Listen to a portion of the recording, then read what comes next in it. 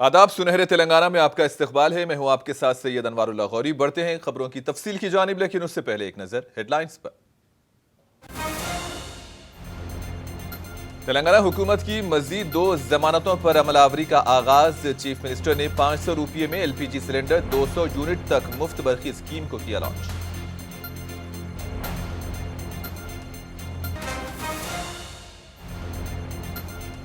वज़ीर आला रेवंत रेड्डी ने बायो एशिया कॉन्फ्रेंस का किया इफ्तिताह। रियासत में फार्मा और बायो कंपनियों को रागिब कराने के आज़्म का किया इआदा।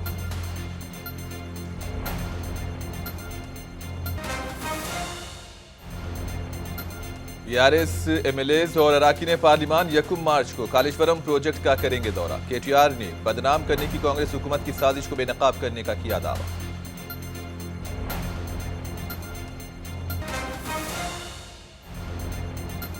हैदराबाद में मोटरसाइकिल चोरी करने वाली टोली गिरफ्तार। सुल्तान बाजार पुलिस ने मसरूका माल किया जब्त।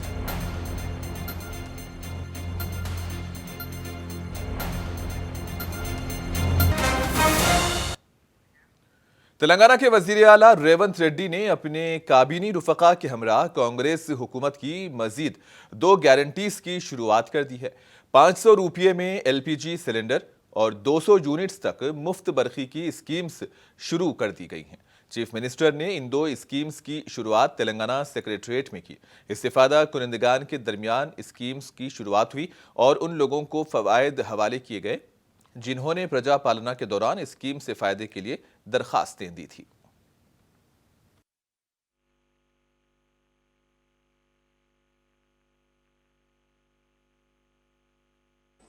ప్రజలకు శ్రీమతి సోనియా గాంధీ గారి మీద ఉన్న నమ్మకం విశ్వాసంతో డిసెంబర్ 3 నాడు కాంగ్రెస్ పార్టీకి అత్యధిక మెజారిటీ ఇచ్చి ప్రజాప్రభుత్వాన్ని ఏర్పాటు చేయడం జరిగింది. డిసెంబర్ 7 నాడు ప్రమాణ స్వీకారం చేసిన మేము డిసెంబర్ 9, 2023 నాడు ఆర్టీసీలో మహిళలకు ఉచిత ప్రయాణము, రాజీవ్ ఆరోగ్యశ్రీ పథకాలను రెండింటిని ప్రమాణ స్వీకారం చేసిన 48 గంటల్లోనే అమలు చేసి నిరంతరాయంగా ఇప్పుడు ప్రజలకు ఆ 2 పథకాలను అమలు తీసుకురావడం జరిగింది. ఇప్పుడు మళ్ళీ రాష్ట్ర ప్రభుత్వం ఆర్థిక వెసులుబాటును అంచనా వేసుకొని నిజమైన లబ్ధిదారులకు పథకాన్ని అమలు చేయాలన్న ఆలోచనతోటి ప్రజాపాలన పేరు మీద గ్రామ సభలు నిర్వహించి ప్రజల దగ్గరికి వెళ్ళి గ్రామాలలో ఈ పథకాలకు అవసరమైన అర్హుల నుంచి వాళ్ళ నుంచి అప్లికేషన్స్ తీసుకొని వాటిని క్రోడీకరించి అర్హులైన నిజమైన లబ్ధిదారులకు ఈరోజు 200 యూనిట్ల వరకు గృహ అవసరాలకు ఉచిత విద్యుత్తు, అదేవిధంగా 500 రూపాయలకే।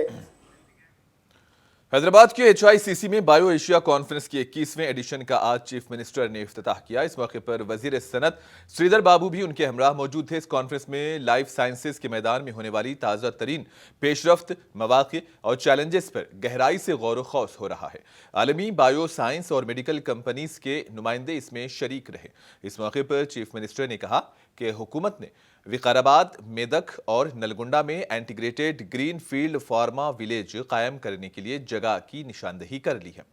हैदराबाद के इंटरनेशनल एयरपोर्ट से तीनों जगहों तक 90 मिनट के अंदर अंदर पहुंचा जा सकता है और मुजवजा यूनिट्स उन 10 यूनिट्स का हिस्सा होंगी जिनको हुकूमत 1 लाख करोड़ रुपए की सरमायाकारी से कायम करना चाहती है।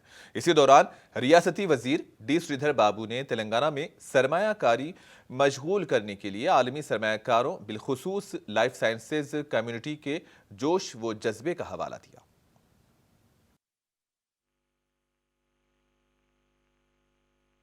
I promise to support them in a way we can. Your dream is to reach the sky. We will ensure a rocket to take you there is ready. We in Congress know the value of trust. I'm announcing here to establish next phase of Genome Valley in 300 acres of land with 2,000 crores investment. We recently announced launch of 10 pharma villages with an investment of about 1 lakh crore. This will develop infrastructure, create jobs, create opportunities for entrepreneurs. We will create over 5 lakh new jobs. At this village, 3 potential integrated greenfield pharma we have been identified. One is from Vikarabad district, the other one is from Medak district, third one is from Nalgonda district. We are going to create a pharma village, all the 3 areas. It's in 3 different parts of Telangana. It's nearby Hyderabad. Telangana हुकूमत ने genome valley को तोसी देने का ऐलान किया। हुकूमत ने नई लाइफ साइंसेज पॉलिसी जारी कर दी है। सीएम रेवंत रेड्डी ने बायो एशिया के इफ्तिताह के बाद बताया कि 200 करोड़ रुपए की सरमायाकारी से 300 एकड़ पर जिनोम वैली की तोसी होगी। और इसी बीच हैदराबाद के करीब मारूफ research and development and clean manufacturing cluster की तोसी का भी ऐलान किया गया। हुकूमत का कहना है कि जिनोम वैली के दूसरे मरहले की तोसी से 30,000 करोड़ रुपए की सरमायाकारी रियासत में रागिब की जा सकेगी। चीफ मिनिस्टर रेवंत रेड्डी और वजीर सनत श्रीधर बाबू ने इसी दौरान मुख्तलिफ ममालिक के नुमाइंदों के साथ दू-बदू बातचीत की।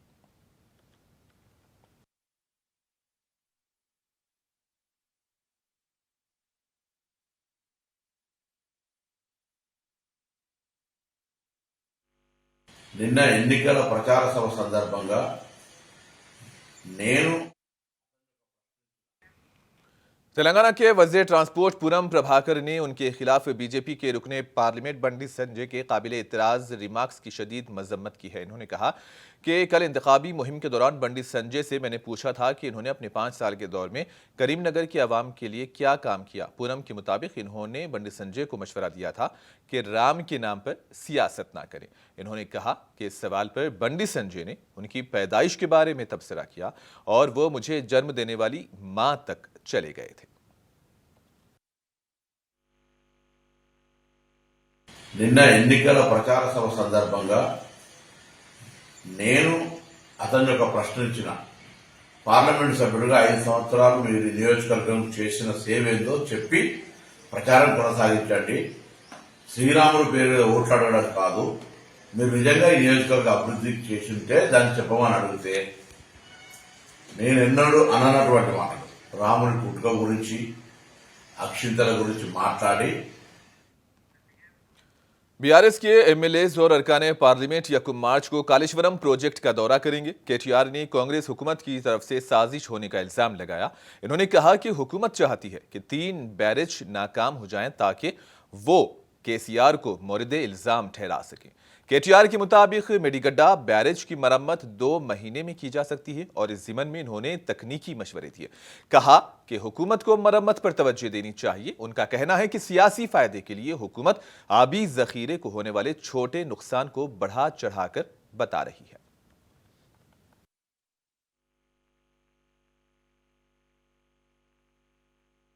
చెలో మేడిగడ్డ అనే ప్రోగ్రాం ఏదైతే మేము తీసుకున్నామో మన మార్చి 1 నాడు ఉదయం 8:30కు మా పార్టీకి సంబంధించిన శాసనసభ్యులు అదేవిధంగా శాసన మండలి సభ్యులు గౌరవనీయులైన పార్లమెంట్ సభ్యులు మాజీ శాసనసభ్యులు మాజీ ఎంపీలు మాజీ ఎమ్మెల్సీలు ఇంకా ఇతర ముఖ్యులు దాదాపు ఒక 150 నుంచి 200 మందిమి ఇక్కడ నుంచి బయలుదేరిపోతాం। తెలంగాణ భవన్ నుంచి బయలుదేరి ఒక్క మేడిగడ్డ మాత్రమే కాదు, మొదటి రోజు మేడిగడ్డ పోతాం, ఆ తర్వాత తెలంగాణకు కామధేనువుగా ఉన్న కాళేశ్వరం ప్రాజెక్టును దశల వారీగా ప్రజలకు మళ్ళొకసారి ఆవిష్కృతం చేస్తూ వాళ్ళ మనసులో ఉండే అనుమానాలు నివృత్తి చేస్తూ కాళేశ్వరం అంటే ఒక బరాజ్ కాదు, ఎంత సమగ్రమైన ప్రాజెక్టో వారికి వివరించి ముందుకు పోతాం।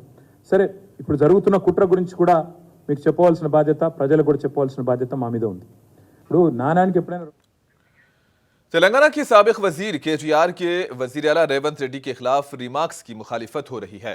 यूथ कांग्रेस के लीडर एम रोहित की क़ियादत में यूथ कांग्रेस के कारकुनों ने अंबरपेट में केटीआर के खिलाफ एहतजाज किया। इस मौके पर कांग्रेस कारकुनों ने केटीआर की कार को आगे बढ़ने से रोक दिया और केटीआर के खिलाफ नारे भी लगाए। Youth Congress leader M Rohit ने कहा कि बीआरएस की 10 साला हुक्मरानी में सरकारी मुलाजिमतों पर भर्तियां नहीं हुई, जबकि वजीर आला रेवंत रेड्डी रोजगार दे रहे हैं और ऐसे वक्त में केटीआर का वजीर आला रेवंत रेड्डी पर तनकीद करना मुनासिब नहीं है।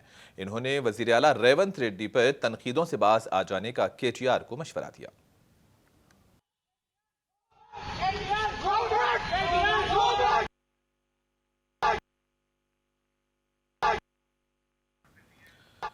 बांसवाड़ा हलके के बिरकोर मंडल, नसरुल्लाह आबाद मंडल और बांसवाड़ा मंडल के लगभग 222 खवातीन में शादी मुबारक कल्याण लक्ष्मी चेक्स की तकसीम अमल में आई।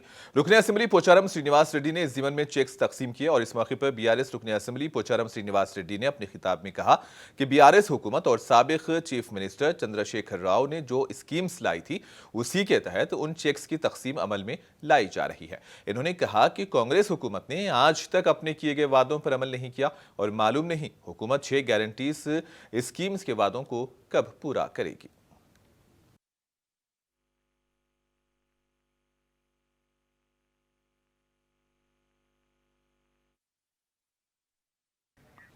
Telangana minorities residential educational institutions society के ज़रिए एहतमाम हैदराबाद माधापुर की आज गैलरी में एक मुनफरिद नुमाइश लगाई गई। इसी दौरान अक़लियती अक़ामती स्कूल्स के बच्चों को आर्ट को डिस्प्ले किया गया और आज इस इवेंट की शुरुआत हुकूमत के मुशीर शब्बीर अली ने की। फनकारी की ये नुमाइश 29 फरवरी तक जारी रहेगी। इस मौके पर टिमरीज की सेक्रेटरी आयशा मसरत भी मौजूद थी।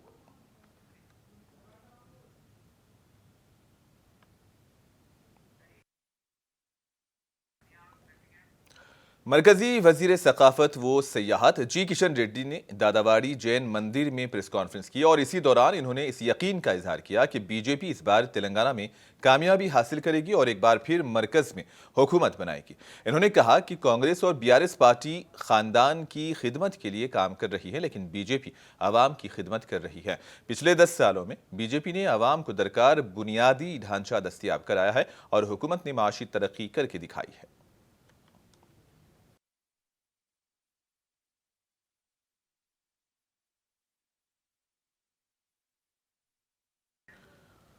मेदक म्यूनिसिपल का बजट इजलास आज मुनक्किद हुआ। इस मीटिंग में रुकने असेंबली मैनमपल्ली रोहित राव ने बतौर मेहमान खुसूसी शिरकत की। इजलास में म्यूनिसिपल काउंसलर्स ने मेदक की तरक्की और दीगर उमूर पर सवालात किए, जबकि म्यूनिसिपल वाइस चेयरमैन ने मेदक की तरक्की के लिए फंड जारी करने का हुकूमत से मुतालबा किया। रुकने असेंबली रोहित राव ने कहा कि साबिका हुकूमत ने अवाम की फलाह व बहबूद और तरक्की पर तवज्जो नहीं दी थी, सिर्फ कमीशन के लिए काम किया, लेकिन कांग्रेस हुकूमत ने आमदनी बढ़ाई। इन्होंने मजीद कहा कि बदउनवान लोगों की वजह से मेदक तरक्की के मैदान में पीछे रह गया है। इस इजलास में additional collector Venkateswarlu, municipal chairman T Chandrapal, municipal commissioner जय सागर और दीगर ने शिरकत की।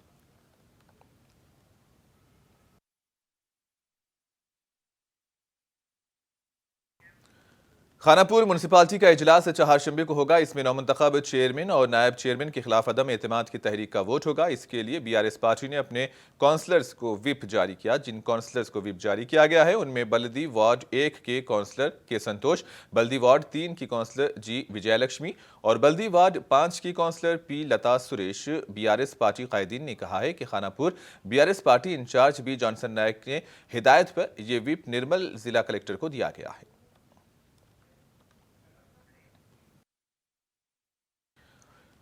मेदक ईदगाह कमेटी के जिम्मेदारान ने आज एमएलए कैंप ऑफिस में रुकने असेंबली मैनमपल्ली रोहित राव से मुलाकात की। मेदक ईदगाह कमेटी ने उन्हें तहनीत पेश की और मुबारकबाद दी। इन्होंने माह रमजान के पेश नज़र बल्दिया, ट्रांसको और पुलिस के साथ एक जायजा इजलास मुनक्किद करते हुए मसाजिद के करीब सफाई और लाइटिंग का मुअस्सर इंतजाम करने और देर रात तक होटल्स को खुला रखने की इजाज़त देने की मांग की। रुकने असेंबली से मुलाकात करने वालों में मोहम्मद आरिफ हुसैन, मोहम्मद एजाजुद्दीन, मीर असगर अली, मोहम्मद नईमुद्दीन और दीगर भी शामिल थे।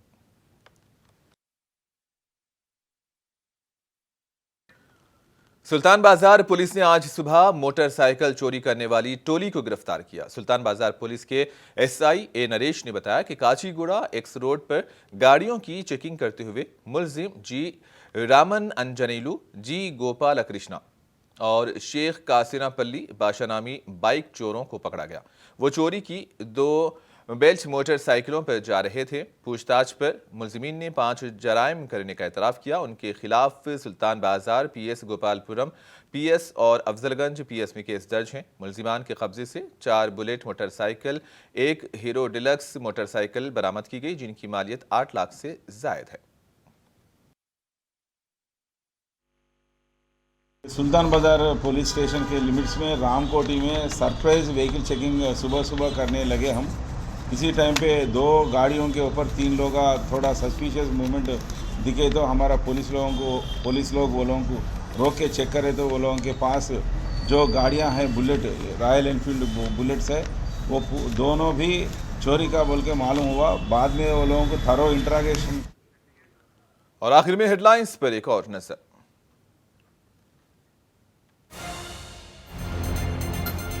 तेलंगाना हुकूमत की 2 मजीद जमानतों पर अमलावरी का आगाज। चीफ मिनिस्टर ने 500 रुपये में LPG सिलेंडर, 200 यूनिट तक मुफ्त बरकी स्कीम्स को किया लॉन्च।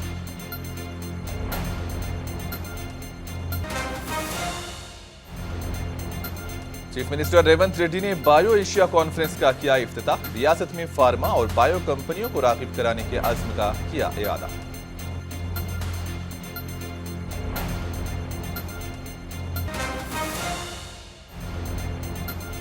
BRS MLAs और अराकीन पार्लिमान 1 मार्च को कालेश्वरम प्रोजेक्ट का करेंगे दौरा। KTR ने बदनाम करने की कांग्रेस हुकूमत की साजिश को बेनकाब करने का किया दावा।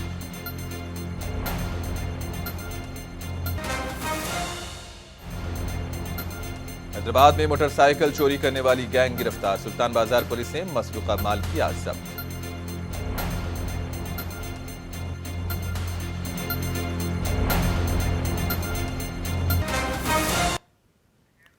और इसी के साथ ही खबरों का सिलसिला इख्तिताम पजीर होता है। दीजिए इजाजत, अल्लाह हाफिज।